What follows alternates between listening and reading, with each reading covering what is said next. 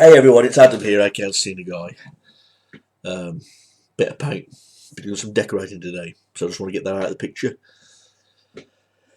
Hellraiser Revelations. What can I basically say about it? What can I put simply what I think of the movie? I'll tell you. And I don't give a flying fuck movie. That's what this movie is. I don't give a flying fuck. Because basically, that's what the film was telling us about what they think, what we think about the film. Because this movie was made for all the wrong reasons. I knew this before I watched the film. In fact, I remember years ago I watched this movie. I mean, this movie came out in 2011, I believe. March 18th of 2011. And it's only a 75-minute movie. A budget of $300,000. Boy. It was made for one reason only. So that Dimension Films can keep the rights of the Hellraiser franchise. Because if they didn't, they could risk losing it. So they didn't make this movie because they had, oh my god, a fucking jaw-dropping script and we've got to make a movie out of it. They didn't make it because, we're thinking about the fans, they deserve another Hellraiser movie, we'll make them a Hellraiser movie. They didn't do any of that. They basically made a film with a $300,000 budget just so they could keep the rights to the franchise. So it really doesn't give a shit if it's a good movie, a bad movie, a disastrous movie. It doesn't matter. Who gives a fuck what the fans think? We're making this movie to keep the rights.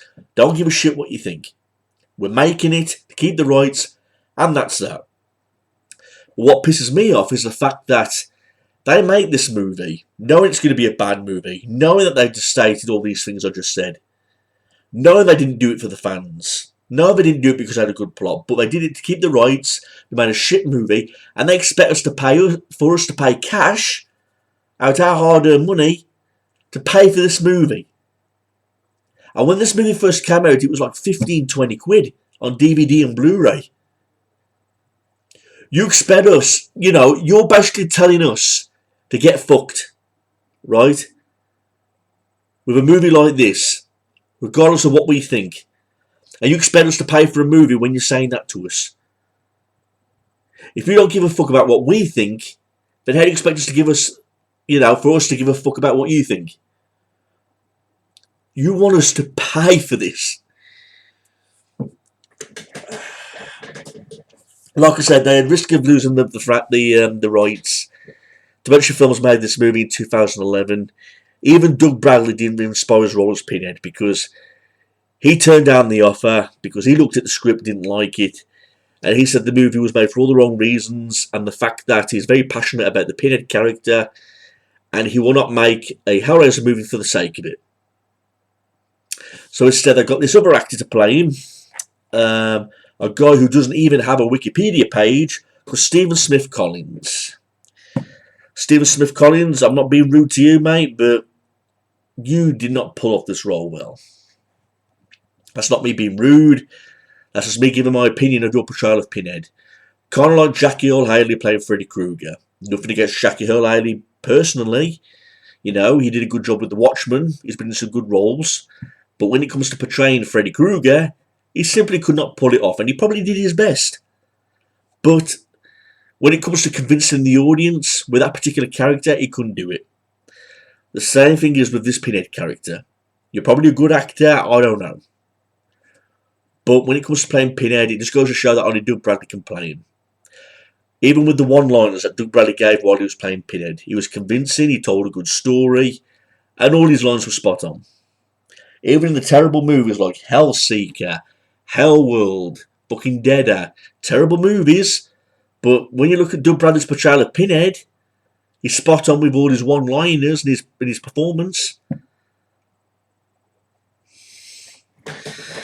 So when we got a film like this, and it's been made for all the wrong reasons, and they don't give a care what the audience thinks about the movie,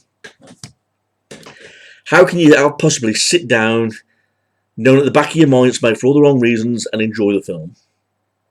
In some people's view, you might. I know some people who like this movie. But I could not sit through this movie and think at the back of my mind that this movie is going to be great, it's going to be awesome. Because I know at the back of my mind it wasn't even meant to be made. I said to myself, I know I'm not going to like this, but I found it online, played it, and it just goes to show how much I cared. Again, it's an I don't give a fuck movie.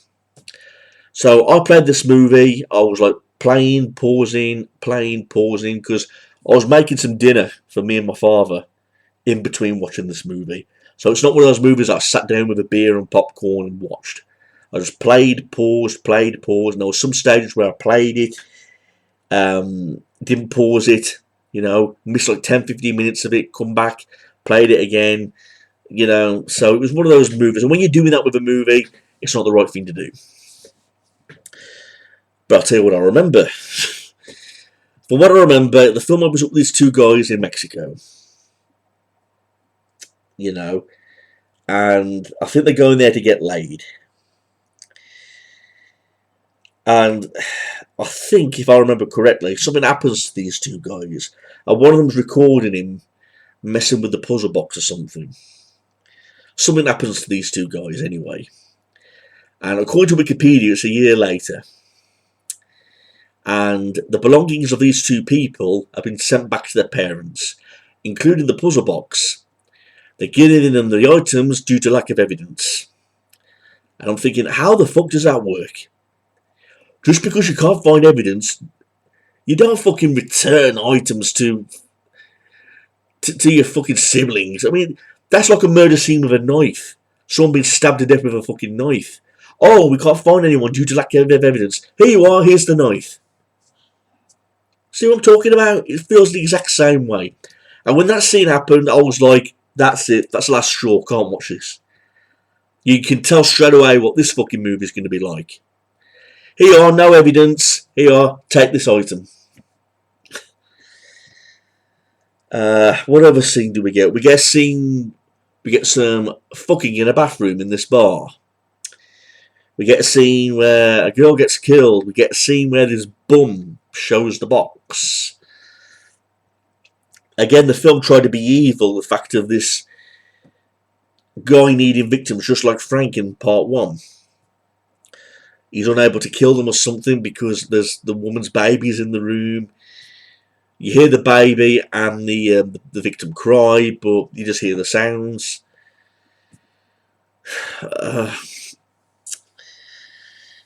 Again, this movie, this I don't give a fuck movie, has so many things I did not give a flying fuck about. I did not give a fuck about the characters. I did not give a fuck about the story it was trying to tell about these two guys in Mexico.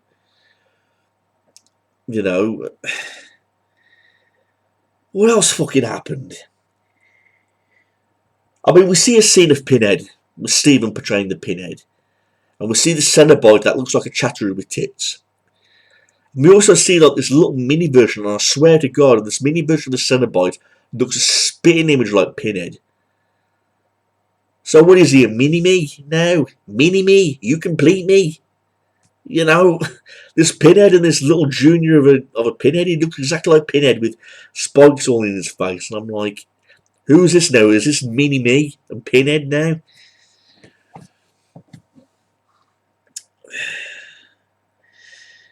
I suppose gore at some point ain't bad, but again, it doesn't make up for the movie.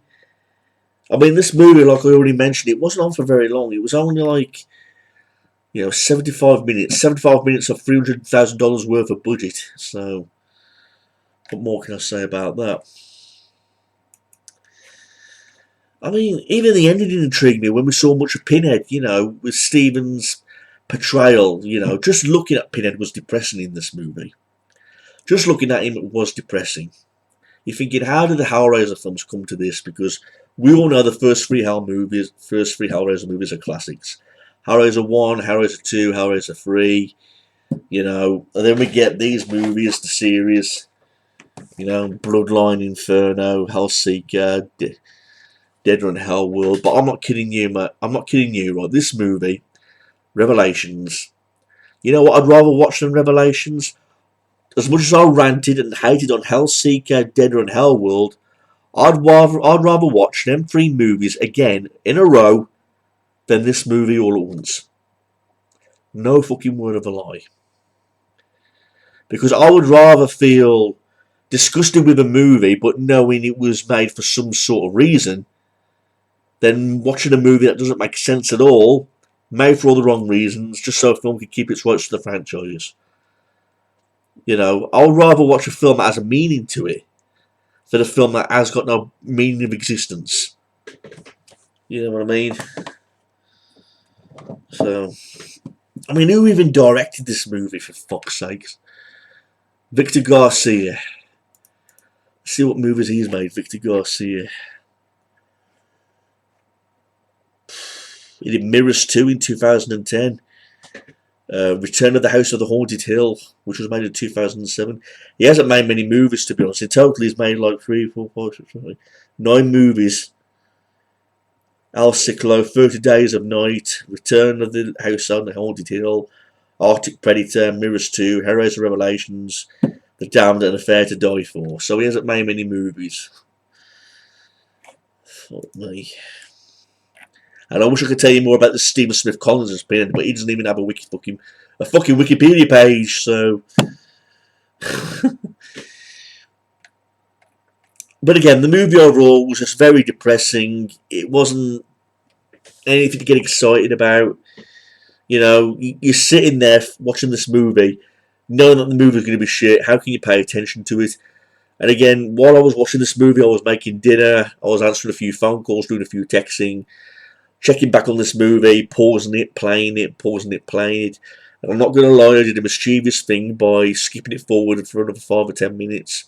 Just hoping that something would get good, we get a good gore scene or anything like that, and none of those scenes happened.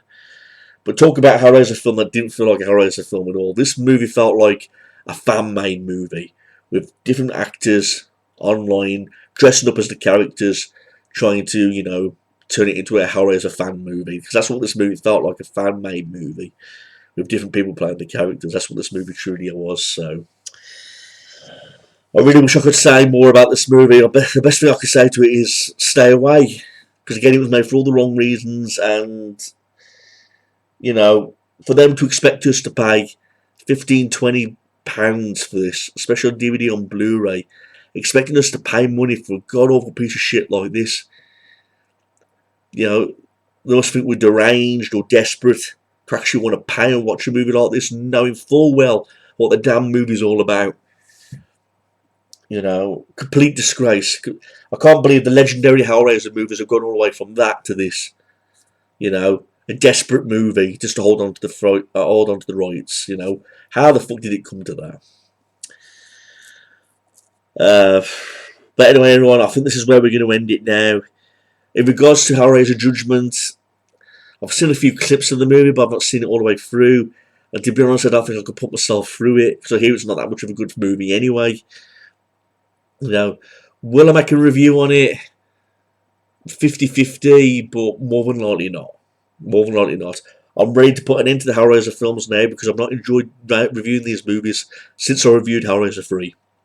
Since then, it's gone on a downhill, and I just want to review something positive for once, you know, get started on something fresh and new, you know. And I know I tie myself down with that fucking Hellraiser Judgment if I know it's not going to be a good movie, but we don't know. We don't know what the future holds. But please like, rate, and comments, everybody, and name up if you've got any questions. Stay away from Revelations.